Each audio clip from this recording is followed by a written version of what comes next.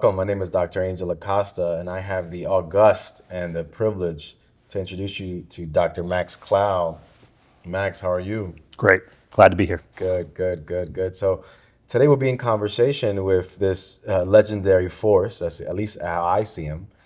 And Max, would love to just really take a moment to acknowledge you, acknowledge the lineages that you come from. I've been really inspired by your work. And this conversation is really about giving us an opportunity to get a sense for the legacy you've built so far and the one you're going to continue to build. How you doing, man? I'm doing great. Thank you for the opportunity. Glad to be here with you. Yeah. You and I met, I think it was through the International Absolutely. Leadership Youth Association. Leadership. Yeah, it was a long time ago. You hadn't even started your doctorate. No. Right? Yeah. You were working with college-age kids, am I remembering correctly? At the time, I was doing work with middle schools and high school students as well, but it was really powerful to see you. I remember you gave a talk. It might have been at Harvard when they hosted the International Leadership Association conference in Boston. Yeah, I was very involved. You gave a talk and a performance too. I did. Leadership in concert. Yeah. My band played. Yeah. I remember. I was like, wow, I never knew that you could give a talk in that format. And I think that was one of the first times I saw you in action. And it's been over a decade. Yeah, it's been a long time. Yeah. Yep. I've been watching you grow, and I'm just really grateful that I get to interview you.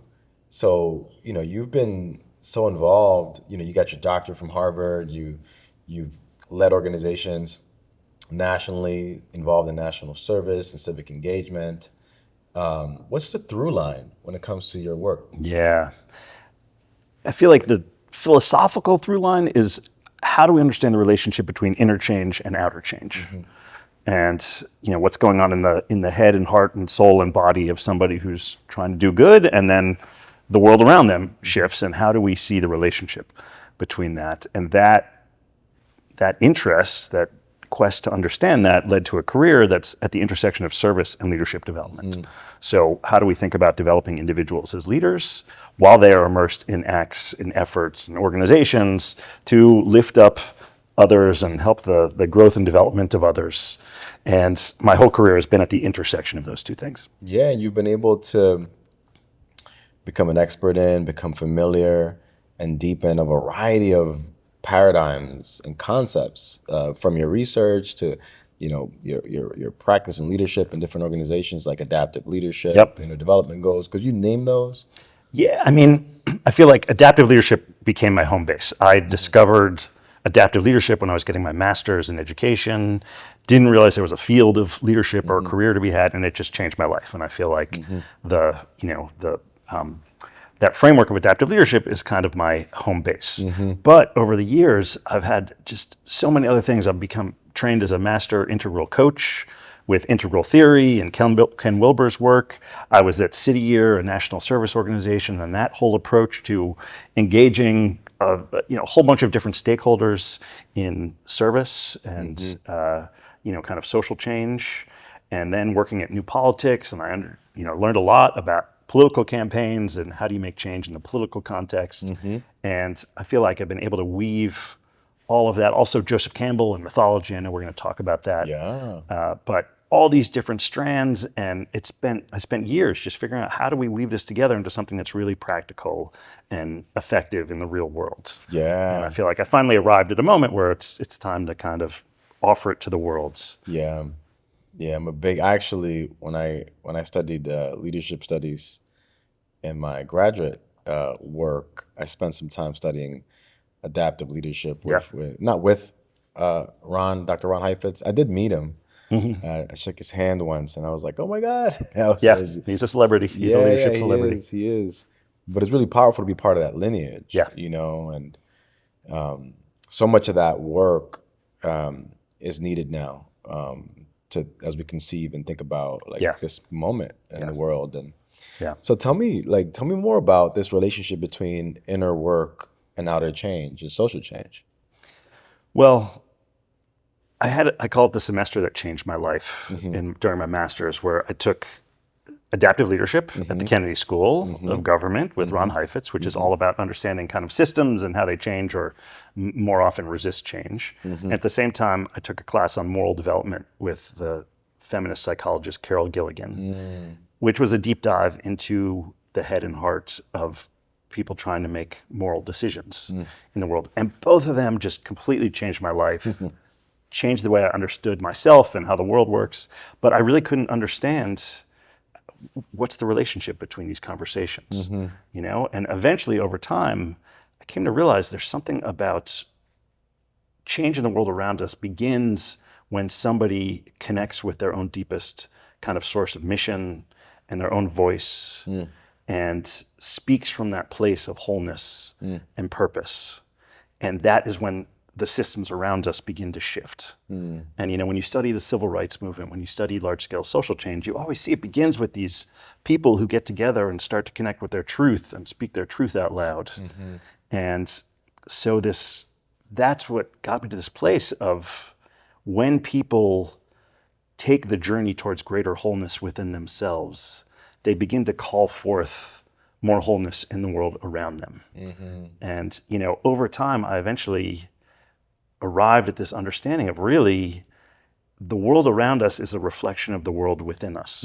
And our way of being calls forth the systems around us. And it's not just the facts in our heads or the, you know, kind of intellectual arguments we have. It's really a way of being. And at this moment when it feels like so many of the assumptions and systems in the world are falling apart, this understanding that we are calling forth all of this from our own current level of kind of development and our current way of being, and we can move towards greater wholeness within ourselves to call forth greater wholeness around us.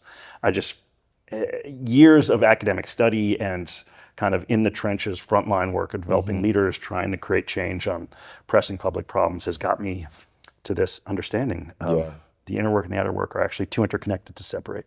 Journey towards greater wholeness. No, I remember the first time you shared that with me, and I was really taken by that notion. So let's go a little deeper around, especially your most recent publication around servant leaders. Yeah. Could you? What's the full title, and could you tell me more about that text? Because I think it connects to a journey towards Absolutely greater wholeness, and say more there. Yeah, so it's my second book, and it's called Developing Servant Leaders at Scale, How to Do It and Why It Matters. And it tells the story of, you know, I was at City Year, education-focused AmeriCorps program. It's an incredibly high-performing organization. When I got there, the one thing I thought it was missing was a really powerful reflection experience for, you know, at the time it was 1,500 Corps members working at 15 different cities. It's since expanded to 2,000 Corps members in 29 cities. And this question of how do you invite people into powerful inner work while they're immersed in these really intense years of service was, frankly, I didn't know how to do it. And the first two chapters of the book are just my kind of trial and error efforts of, you know, trying to open up space. And first everybody says, there's no time for it. You know, we're too busy, and that's not true. But if you just open up space and say, reflect on your life, everyone starts to vent and complain, like it's not powerful to just open up space. And there are people who just hate it, like deeply resistant to being told you have to reflect now, and just all of these obstacles that, you know, the first couple chapters of the book are like what was happening and how I figured out how to get around it, and how people kept showing up in my life, giving me answers at just the right moment. But, you know, over years and years of experimentation and refinement, I was able to develop this approach that worked across this organization with thousands of people.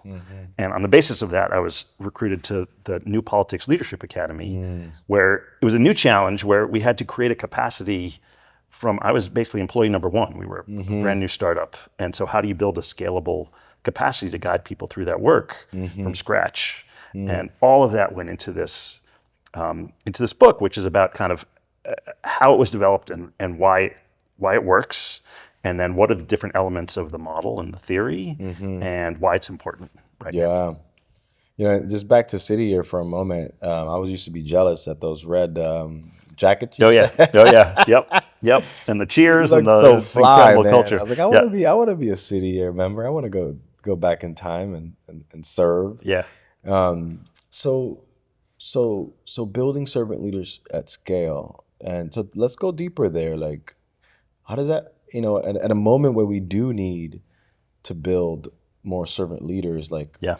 what's give us some of the kernels around how leaders in organizations and institutions might be able to, at least get some insights from you. Yeah. Well, part of it is holding the dual focus on outer change and inner change. A year of service, I just am a deep believer in the power of national service, the power of that kind of experience to shape character. And you're waking up every day, and at City Year, they were in schools, keeping kids on track to graduate from high school. And it's very intense and takes, a lot of focus. And part of it is the things you learn from putting yourself in those situations where you're working alongside people with different backgrounds to achieve a mission that's larger than yourself, and at the front lines of big public problems, and how do we kind of stay resilient in the face of all of that.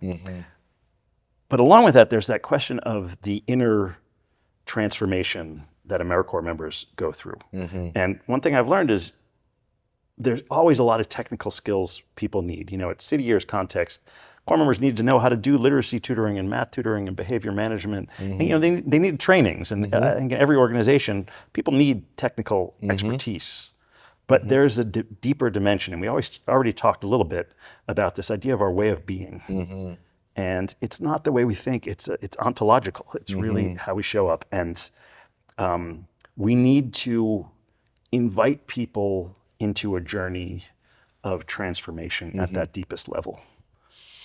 And if we don't do that, we're kind of missing the deepest work around leadership development. And part of it is just understanding what is the landscape of that inner development. And that, for me, is where so much of Joseph Campbell and mythology comes in. It just illuminates the inner work of trying to confront the parts of ourselves that we're afraid of or we've resisted looking at. There's a whole inner journey that's been mapped for millennia, But then there's the question of practically, how do you help organization do that, create those spaces at scale so that they can, invite thousands of people through it in an effective, sustainable way. Yeah, just for a moment, just wanting to acknowledge one of the giants in the field, the Robert Greenleaf, in terms of servant leadership. He was really one of the first scholars to write about this idea that the leader should be a servant. And it was kind of radical at the time, I think, in the 50s, 60s. I always say it's an ancient concept. It's it's cooked into Jesus's, caring for the least among us, and Buddha, compassion for the sick and dying. It's a very ancient idea, and Robert Greenleaf did bring it back as kind of a modern field of study that's now, there's hundreds of books and 200 million sites on Google. It's a big idea. Yeah. So in training, building servant leaders at scale, what have you seen as the biggest challenge? Integrating the deep inner work with the focus on service impact. Understandably, any institution that cares a lot about trying to address some kind of problem in the world wants to make an impact. And there's understandably a real intense focus on what are the technical skills people need, how do we set them up for success, how do we make sure they have the knowledge they need to do that. But, I believe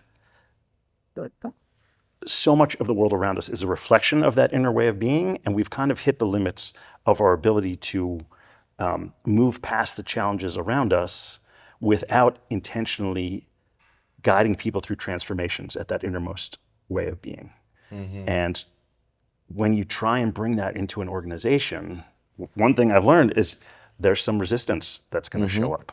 People don't think it's as important as the other technical stuff. There are a lot of people that are afraid of relinquishing control. It's a very different thing to say we're going to hold a space for you to turn inwards and reflect on your life. It's very different from we're going to give you a PowerPoint and, give you some information. And there's a lot of fear around what happens if we create spaces that are not fundamentally about direction and control. And And then a lot of people who are disinclined to do that work. And because those spaces are so fragile, it matters if you have somebody in there who's like got a really bad attitude about it. And so this is all the stuff that pops up if you start trying to do this at scale, is how do you get past all those obstacles? Yeah. And you said we're coming up against the limits. Yeah. What? Listen, we're living in a time of polycrisis. There's wars all over the world. There's a climate crisis. There's a mental health crisis. I don't think I have to convince anybody. So much is kind of falling apart, and ways of thinking and being and doing that we've been enacting for years are not working anymore.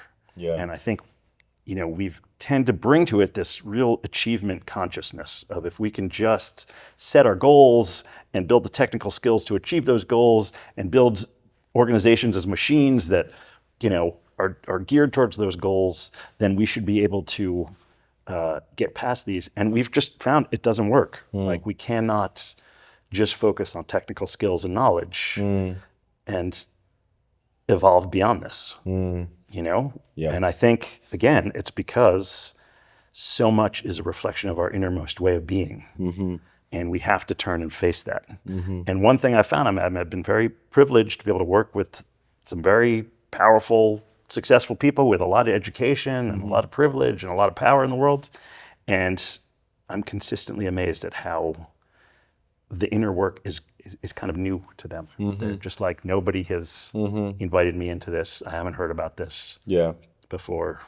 I haven't had to do this before. Yeah, and just to kind of dive a little deeper there, because in your response to we're coming up against the limits in terms of the ways in which we are responding to, enacting, and manifesting ourselves in the world in response to problems, building institutions, building and training individuals, that we're coming up against the limits of how to do that. And there's an inner journey that's required.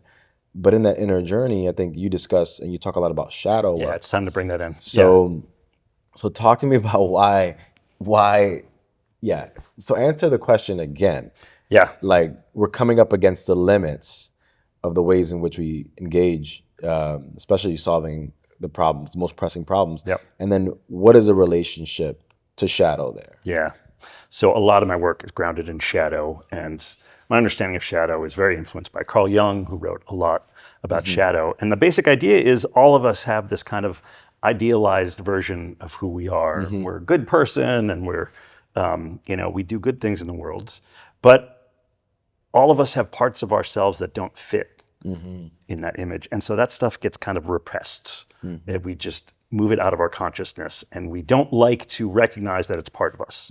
But a key thing is the fact that we shove it into the unconscious doesn't mean it goes away. It means it influences us beyond our awareness, and we end up projecting it outwards onto others. So we see in some other all the parts of ourselves that we don't want to see in ourselves, and there's so much of this in our political world, and it's not just here in America. We see this around the globe right now. This demonization, this polarization, this dehumanization of some other.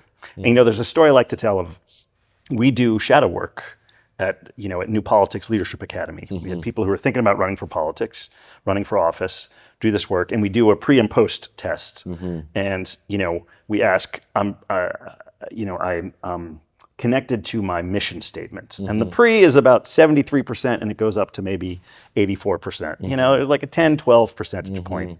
But the pre and post of I'm, familiar with my shadow mission, the pre-test is 33%, and it goes up to 83%. And that 50% jump is easily the biggest leap, impact in our programs. And these are people, some of whom are like viable candidates for Congress. They have been through, some of them have been through West Point, been in the military, been through national service, been to, elite universities, some of our most formative leadership development institutions in America. And so many of them have just never, ever heard of this. And when I look at the world, like we see projected shadow, unprocessed shadow Yeah. affecting everything. And, I wrote this book because I feel like 3 years of effort and trial and error have found a way to invite lots of people to do that work and show up in the world of, I'm conscious of this and the need to do this work with my own shadow. Yeah, so in a way, it's making the shadow parts of ourselves more conscious in a way, and then also Yeah, what I hear also is like developing a shadow literacy, exactly. like developing the language, the lexicon, the concepts to be able to talk about the areas of our personality, Yeah, the areas of our systems that are oftentimes go unaddressed, swept under the rug, because those are the ones that are really kind of governing, yeah, yeah, the static nature of our identities and yeah. our systems. And, there's this kind of foundational spiritual shift that happens with this work where we start thinking, I'm all good and evil is out there and I just got to go fight the bad guys. Yeah. Like that is, I'm pure and noble. Yeah. And after you do this work, you realize actually the darkness is a part of me and I need to work skillfully with that. And the darkness is a part of everybody. And all of us are on this journey of finding a way to work with the light and shadow within ourselves. I'm sure that supports with like building empathy as well, when people Yeah. reconcile their own shadow and their own kind of darker regions of their identity and maybe even soul. Like, Yeah, it's one of the surprises from this work of, talking about shadow can be scary. There's a reason why people resist this. There's a reason why, I've gone into organizations that we're going to talk about shadow and people are like, whoa, what are you doing to us here? But it leads to real compassion yeah. for oneself and for others, and real empathy of like, the human experience is to have light and shadow. And there's actually a lot of shame and judgment when we don't recognize that. And so we have these parts of ourselves and we judge ourselves for having them. And after people do this work, they realize they can just be with themselves with some real compassion and an understanding of everybody's working on this. Yeah. And it's one of the most meaningful parts of doing this work. Yeah, there's so many different places I wanna go, but it's exciting to think about, doing shadow work or working with shadow to develop a kind of a literacy and a language with which to talk about the things we don't talk about when it comes to our personalities and our institutions and our systems, and that being in practice, right? Being in practice does something to us. Yeah. You say sometimes it's even spiritual in a way. Yeah. And I'm just being playful that shadow work is like shadow boxing. Yeah. So I'm just playfully thinking about. Well, and I do want to say one thing I've learned to trust is there's so much wisdom already. Like people have been working with their shadow for years. People know they've been doing this. And when you open up a space and I say, what's the wisdom in this group around how to live from our mission and not our shadow? Just ancient wisdom surfaces from all different cultures. And it's not something you got to teach people. It's not something of like, here's the 5 best practices. It turns out people have been doing this work and haven't had a place to talk about it or kind of understood how it fits into a bigger picture. Yeah, let's go a little deeper. You mentioned wholeness earlier, and because I also, how is this different from mindfulness? So what would you say there? Like, yeah. I do think mindfulness is about quieting the mind, learning to observe, become an observer, getting some distance from the chatter in the mind. I do think wholeness, this is a journey of spiritual transformation. And you can cultivate mindfulness. I'm sure you get more aware of kind of the gremlins, the talk in your mind. But this spiritual idea that all of us have to hold light and shadow pushes us to, one of the reasons people resist it is because it challenges and potentially transforms our sense of self. And I think mindfulness won't necessarily get you there. Mm-hmm. It is possible that it will, Mm-hmm. but I think it's also possible to get really good at kind of observing your thoughts Mm-hmm. without having that kind of spiritual awareness of, wow, there's this part that I am very uncomfortable looking at, prefer not to look at. Does that make sense? No, I'd be curious from you, because you're a mindfulness expert. I'd be curious how you think about it. No, I think I agree with you, and I think there's so many different lineages Yeah. in the mindfulness Right. world, whether it be transcendental, mindfulness-based stress reduction, mindfulness-based artistic expression, those secular ones, and then in the different spiritual traditions, from Buddhism to Christianity and even the Judaic and Islamic. Yeah. Yeah, I think there may be some forms of mindfulness that do align with the ways that Yeah. you interpret both shadow and wholeness, where the practice is on the one hand to observe and quiet the mind, but also to tend to shadow. Yeah. But I think that those oftentimes are either overlooked or just not as pronounced in the field now. Right. Right. But I do agree with you that there's a distinction there in terms of the way you're framing things. I want to kind of go back to a little bit of lineage, and because just like the ways that you're talking about wholeness and shadow, I also hear a lot of resonance of particular people in the field with who you acknowledge, Yeah. people like Joseph Campbell. Yep. And I also hear Parker Palmer. Yes. And Absolutely. just wanted to give you an opportunity to name the folks who have been really influential in helping you think about this work. Yeah. Yeah. Any thoughts there? Yeah. Yes to all. I mean, Joseph Campbell has changed my life, and I consider this work as an extension of his. I use his hero's journey as really central to this, and I talk about it a lot in the book. The writings of Parker Palmer have been really influential for me. His kind of Quaker holding spaces that really invite people to show up with wholeness. And he talks about shadow and wholeness, and all of this comes from him as well. And I honor all of that is woven in to this. I do think,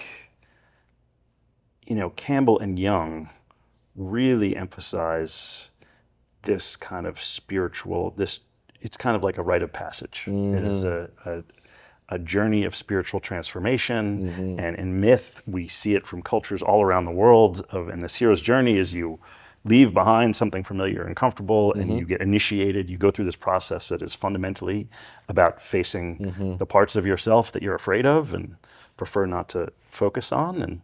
And ultimately, it's about wholeness. And, the end that Jung was driving towards with all of his therapy was wholeness. And I think Campbell is a similar, like, we emerge from this more fully connected to our wholeness as human beings. And one thing I love about Campbell is he talks about this. We've been telling the story for hundreds of thousands of years since caveman times, and it just keeps coming back in kind of new creative ways that are both different but also totally thematically the same. And I feel like we're at this moment where this ancient wisdom, it's like the oldest stories we've been telling ourselves are as urgent and relevant as they've ever been. Yeah, it's so powerful. One thing that I wanted to also give the audience an opportunity to learn about is that not only have you dedicated your life to serve and be part of national organizations, to scale servant leaders, and I've written a book about it that's coming out soon. And I've been profoundly impacted by the Joseph Campbells of the world, the Parker Palmers. But your work actually right now, where it is experiencing a really major inflection in terms of you bringing all that you've been able to understand. Yeah. And it sounds like you're also building out and launching a center. Yeah. I heard. You heard. Yeah. Word in the streets. Yeah. Tell us about the center. Well, I have to honor you, Angel, and your the role you played in my development. We had a conversation not too long ago where you were like, Max, you're working with shadow, you're working with service, you're working with scale. Like, what is the through line of all of this? And I really appreciate that you pushed me. And through a lot of reflection, I realized it's all about courageous wholeness. Like, all of that work is inviting people on a journey towards courageous wholeness, where we turn and face the shadow and the parts of ourselves that we are afraid to look at. But that work is never just for the sake of a beautiful soul. We do that work so that we can more powerfully serve others. And what I've decided, thanks in large part to your support along the way, is along with this book, I'm launching a Center for Courageous Wholeness. And it's going to be a platform to bring this work out into the world. Yes. Yeah. Yeah, I remember when you shared the idea of the center and the whole notion of courageous wholeness. I was like, that's dope. That's amazing. I Googled it. I could not believe that nobody else has kind of claimed this term, but it's clearly something that needs to come into the world right now. And well, let's go a little deeper in there, man. Let's dive into courageous wholeness. Yeah. And because I have questions, and I've been able to dive into your work extensively over the last few weeks. So I feel like I've been swimming in courageous wholeness. So I have some almost questions. They're not hypothetical, but they're useful. Like wholeness. Yeah. Like, why do we have to be courageous to be whole? The whole idea with the shadow is that it's the stuff we're not comfortable looking at. It's the parts of ourselves we're not proud of. We have some judgment and shame around them. Often stuff goes into the shadow because there might actually be consequences in our families and our communities if we showed up with particular types of anger or kindness for some men, or it goes into the shadow because there might be social consequences in the past of if we showed up with that kind of wholeness. And again, the reason people fear it is because if I were to actually make that conscious, then my understanding of who I am has to shift. And at the very least, it shifts. Possibly, it might be annihilated. Like this, my whole understanding of who I am and what I bring to the world cannot stay the same. And that is some deep identity work for people. And Jung writes a bunch about this, of like, people resist it. It is an act of courage. It is the essential act of courage for any kind of self-growth or self-knowledge. Yeah. And so you can't do it without kind of bravely turning to face the stuff that it would be easier to not face it. Yeah. Yeah, there's so much there, one of the things that brings to mind is you're right that it takes a lot of courage to not just be whole or turn towards trying to, wholeness, but to turn towards shadow. And then I'm also thinking about the resistance that people oftentimes display. There's another added kind of piece is just the pure exhaustion of what it means to be alive right now. Yeah. And overwhelm. In the collective, in the society, with all the information and misinformation, and then being in organizations where there's information and there's all kinds of things happening in an organization or a family. Yeah. So I think there's also a layer there where there's the fear of the shadow work, but then there's the perception around the amount of emotional and cognitive labor that's required to hold all of that, in addition to what you're already holding. Yeah. So just wanted to add that. And I remember I asked you recently, so what's the big vision here? And you said you want to catalyze a global conversation around shadow. Yeah. Tell me more about that. Yeah. Well, to respond to your first comment about how much energy it takes.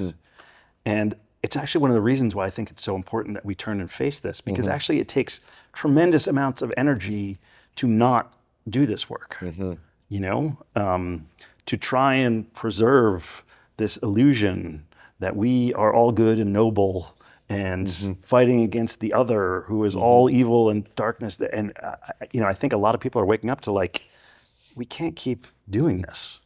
And I think there's been a real focus on achievement. Like if we can just achieve more, that's the answer. And I think people are starting to see like, we can't keep living like that. We can't just keep with organizations that are focused on growth and people who want to get more and make more money. And but then there's the question of if we're not doing that, what are we doing? And I think the answer to that question is becoming whole. Yeah. And actually there's a tremendous, what I've seen is there's a tremendous like relief and release when people can just name, we all have shadow. And I don't have to keep up an illusion. I don't have to pretend that that's not something that I have to deal with. And I actually think it's the path we have to walk to make things easier for us. Yeah, I also sense that, courageous wholeness as a concept and methodology that allows us to work with shadow might give us a lot of new language and new energy to deal with challenges around belonging, challenges around diversity, equity, and inclusion. Yes. Challenges around, inclusivity as well. Yep. Especially at a moment where, that work is being kind of under threat. Yep. And it, I like asking really hard questions, and it's one that we should just kind of just hold. If there's anything that comes up, you can jump in there. But, what is the role of courageous wholeness in times of war? Just like there's something there around war being a manifestation of not just the breaking of diplomatic ties, but something deeper. Yeah. Something deeper there. I mean, it's one of the reasons why I feel so committed to trying to bring this to the world right now, because it's so clear that this idea that there were good guys and bad guys, everything is more complex than that. And what we see here in America is our light and our shadow kind of dueling it out. Are we our highest ideals, or are we just our like basest grievances? But that's not just in America. We're seeing that all around the world, in democracies all around the world. And we need to be having this conversation of how do we face our shadow? How do we confront it? The idea of shadow has always lived in the world of therapy, in the world of personal growth, but it is clearly a civic challenge. And we need to bring it into the conversation about how do we work with this to transform our civic life? Because right now, this demonization, polarization, and dehumanization, it's going to destroy us. Yeah, so I think it's important to go a little deeper there, because it's I think is one of the signature contributions when it comes to your work in the field is shadow work in relation to civic life. And civics. Could you just say more there? Because I think that's pretty significant. Yeah, I'm very aware there's a lot of people doing shadow work. There are a lot of books about it. There are personal growth retreats you can do. There are plenty of coaches and therapists who do it. But my work has been about this actually matters for our civic life, and we are seeing this kind of demonization and polarization and what it does to democracy. And the idea that we can move beyond this without starting to have a new conversation about what is our work around confronting our own shadow and making this conscious, that's the part where we've hit the limits of kind of doing what we've always done. Because what happens is every year we don't do this, it just gets stronger and stronger, and we're just seeing what happens if you go centuries without saying we have to face this. Yeah. And to my understanding, you're building out the center for Courageous Wholeness with a variety of powerful offerings. And then you've always done executive coaching. So I wanted to put you on the hot seat. And take advantage of you and get some free coaching myself. All right. So I was wondering if you could kind of walk me through. I had done some homework too around your work. So, let's say I'm a C-suite executive at an organization, and I reach out to you because I just feel like there's a lot happening inside the organization that I'm leading, and there's a lot happening outside, And there's only so much that I can do as an executive to keep folks really inspired, aligned, calm. Yep. Yep.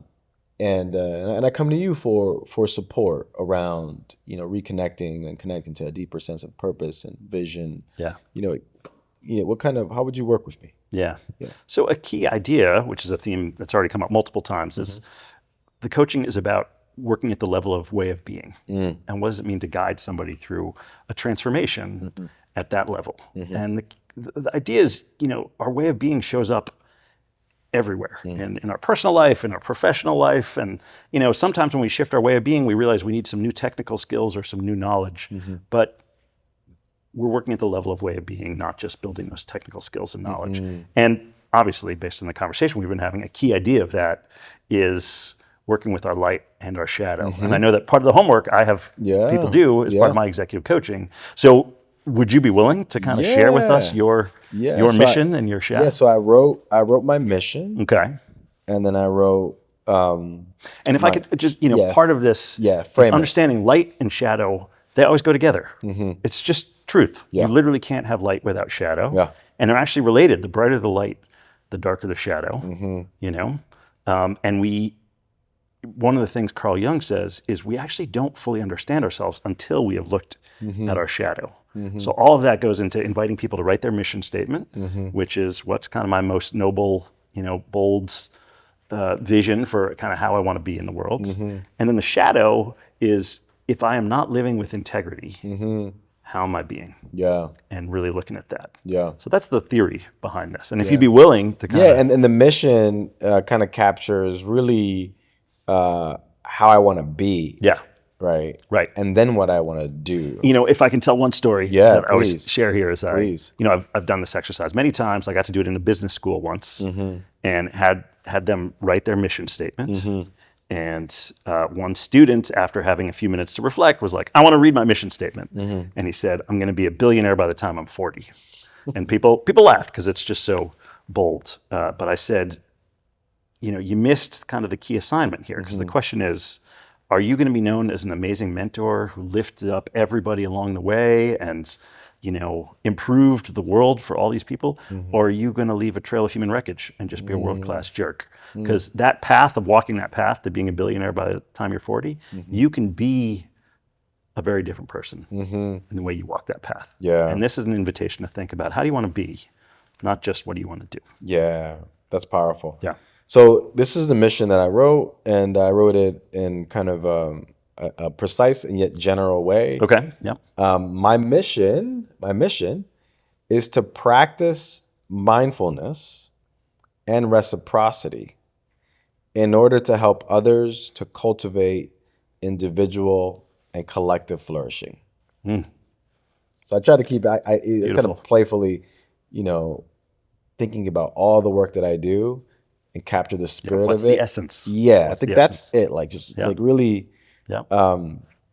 being present, being mindful, and then being in reciprocal exchanges with people. Can you say it one more time? My mission is to practice mindfulness and reciprocity in order to help others to cultivate individual and collective flourishing. And can I invite you to say a little bit more about reciprocity? What does that term mean to you? Yeah, for me, I think especially those of us like you and I who have got these terminal degrees and we got doctor next to our names and have these Ivy League institutions to all the credentials, buffer us and support us. There's the assumption that knowledge and worth is located on this side of the table, or this side of the workshop, or this side of the stage. And I really think that I get so much from just being in dialogue and sharing expertise with the community. So by reciprocity, I really mean exchange, like really just like exchanging value beyond just me depositing all this wisdom that I have or all this insight. That's what I meant. I appreciate that. Thank you. Helpful. All right. So, and then the shadow mission. Could you say a little bit about the shadow mission, because it's supposed to be kind of like. So the instructions are, I want you to, based on your mission, how are you being if you don't live your mission? And a really key idea is think of shadow as withholding your light, not spreading darkness. Yeah. So if you have a mission to spread love in the world, your shadow would be to withhold love, not to spread hate. The idea being, not many of us are going to become cartoon supervillains, but the temptation to just kind of take a path of ease and least resistance, that's about kind of holding our goodness, our light inside. That's a very real temptation that all of us deal with. I think I did okay. Well, it's not a competition. It's yeah. But what came up for you? My shadow mission is to perform presence while avoiding true stillness, and to give from a place of depletion and exhaustion.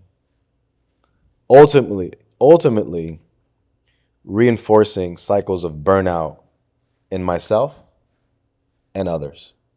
Powerful. First, I just want to say thank you for sharing that. And it's an act of kind of courageous vulnerability. Thank you. To put out to the world, this is my shadow. What was it like for you to write it? How did it feel to put those words onto paper? It was hard. Just trying to the mission was kind of not easy, but it kind of flowed. But you could tell I'm undertrained in exploring my shadow. So I had to do some translation. I had to do some reconceptualization, and there was a little bit of resistance too. This is too hard. Let's not finish it, or let's keep it, basic. But I think after kind of pushing through, it really allowed me to develop an even deeper commitment to my well-being, because my well-being is tied to my practice of reciprocity and mindfulness. And so often in this work, because of how urgent things are, and you have community needs, you have family needs, absolutely, so much, you have client needs, absolutely. Yeah. There's this impulse to rush, to be in this urgent, frenetic energy, and but in reality, if I'm not whole, if I'm not well rested, if I'm not well taken care of, if I'm performing presence and hiding behind, the doctorate, or hiding behind the research, then really doesn't serve anyone. Right. Yeah. Right. I appreciate that. And the real test of a shadow mission is, do you recognize that person? Are you like, oh yeah, he shows up every now and then. Yeah. That's the real test. Yeah. Sometimes I'm moving at Mach speed, Absolutely. And the theory of this is the more, Jung says, if we're not conscious of this, it operates on us from beyond our awareness. But the more conscious we become of it, the more choice we have in the moment. And we're able to see, right now I'm exhausted and fried, and I'm performing presence. And I'm in my shadow. Yeah. So I know right now I need to make some choices so that I can get back into my mission. Yeah. And it just gives us more power in the moment to consciously choose. Yeah. Yeah, it's so powerful. So powerful. I'm excited for your coaching to evolve even more, and for you to impact more leaders and people and the center. Is there anything else? Is there anything else that you feel is important to share with the community and the world around your work, your ideas, these concepts? The way I see these interviews, and the way that I approach even my work, my work is really inviting people into my mind, Yeah. Yeah. Is there anything else that you feel like we haven't touched, explored? When I first started doing this, it was just really scary to think about inviting shadow into rooms full of hundreds of people sometimes, and it's scary to think about working with this energy. But something I've learned is it invites so much wisdom. I mean, I'm so with you that it's nice to have fancy degrees and these credentials, But the human wisdom we need right now is everywhere. And when we can hold spaces and invite that back in, we connect to these deep wells of wisdom that are everywhere all around us and exactly what we need, you know? And part of what I learned with this work is to just trust we have what we need. The wisdom is out there. If we can get past our need to like preserve our illusions that we're so great and all good and you know all of this ego needs to protect our ego, then we just arrive at this place where we can come together as a community that is able to walk towards wholeness together.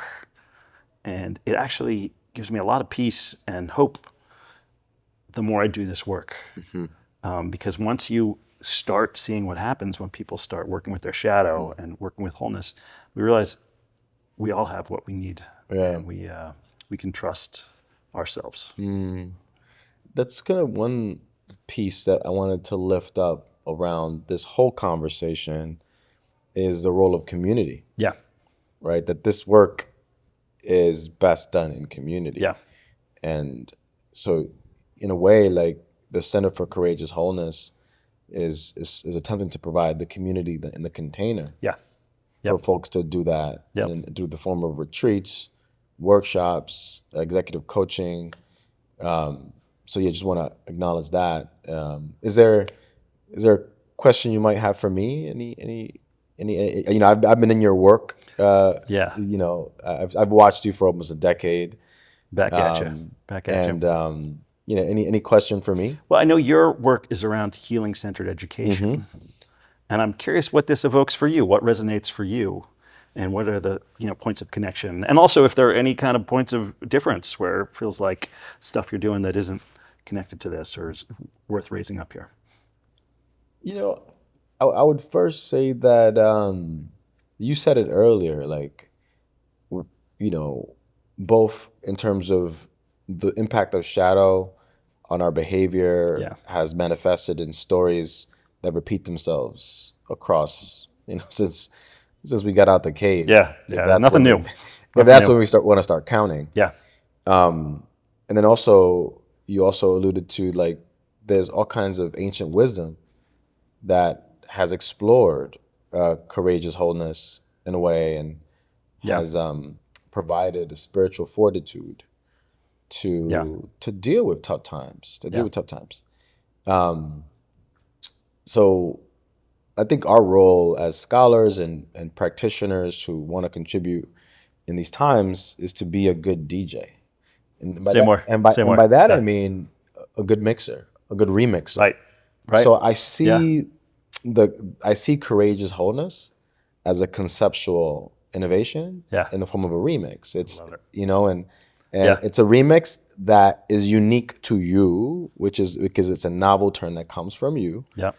And it's also part of so many different lineages that we've talked about today, from Joseph Campbell to Parker Palmer to ancient wisdom traditions. So I see your work as nothing new, but refreshed, important reframing to kind of reinvigorate a lot of our conversations. That's the first thing I'll say. Yeah, love that. And then, you know, I spent a lot of time studying and researching what I called the healing-centered paradigm in education. So your work and Courageous Wholeness is part of the lineage of the last 100 years plus of different scholars, different communities, just putting different concepts, putting different practices, rituals, modalities that allow us to wrestle with how do we create conditions for us to thrive in a fractured world, in a fragmented world. So that's what I would say. You know, you definitely are part of the healing-centered turn in education, definitely part of the healing-centered turn in business, and very much so part of healing-centered leadership as a paradigm in and of itself. That is the hope. Yeah. Can I ask you one more question? You sure?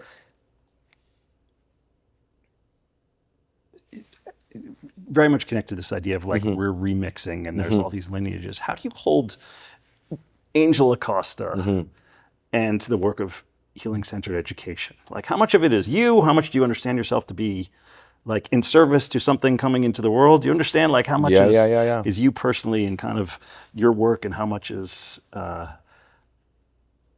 carrying on this lineage in a way that's not about you? How do you hold that? Yeah. Well, thank you for the question. And I think the healing centered is actually very important. Like the centered piece, the hyphenated centered is huge. It's everything to me, because healing in and of itself is not enough.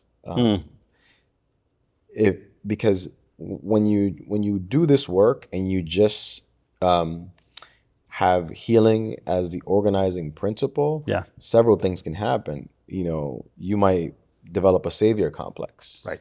Right. You might That's assume if you're not awake to your shadow.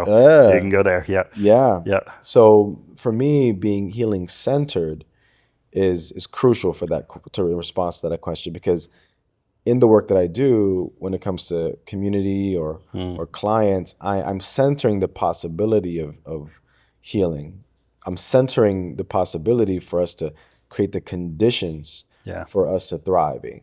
So I don't promise that there will be any healing that will happen. Interesting. Right? But rather that the presence that I bring and the presence that I catalyze and activate in a space will be healing centered, and therefore would have a certain kind of resonance and effect, which will result not necessarily in healing, but in generative momentum, which is different. And the last point is, my wish is not my actual North Star is not healing, but actually wounded healing. Say more. Meaning that the society that we're embedded in, the world that we're suffering, is perpetual. So the moment you quote unquote heal from anything, you're already being wounded by something else from a different direction. Right. So as opposed to just so fixated on healing, we should be oriented towards becoming wounded healers, people who are committed to a cycle of developing literacies to talk about our shadow, developing the language to talk about trauma, developing the language to have difficult conversations in our organizations that allow us to have a stance and a readiness to be in this constant perpetual process of wounded healing. I love that. Yeah. And that idea of, this inner work is not just for the sake of a beautiful soul and to rest in peacefulness, and you do this work so that you can go out and fight some more battles, and be of service to people, and that's hard. And be sustainable in it. No, man, it's such a pleasure to have had this conversation with you. Back at you. It's been a long time coming, almost a decade in the making, and I'm just grateful, and I'm excited to see what the next decade holds for you. And check out the Center for Courageous Wholeness, Dr. Max Klau. Any closing words to the community? Just this idea that the world around us is a reflection of the world within us, and we can shift our inner ways of being in ways that get us past all of this. And the world needs it right now. And so I'm trying to create a community for everybody who feels a calling to be a part of that transformation in the world. I hope to be a space that is a source of information and renewal and community for folks who feel like that's work they feel called to do in the years ahead. You heard it there. You heard it here. Dr. Angel Acosta with Dr. Max Klau. Thank you so much, Max. Thank you. Grateful for you.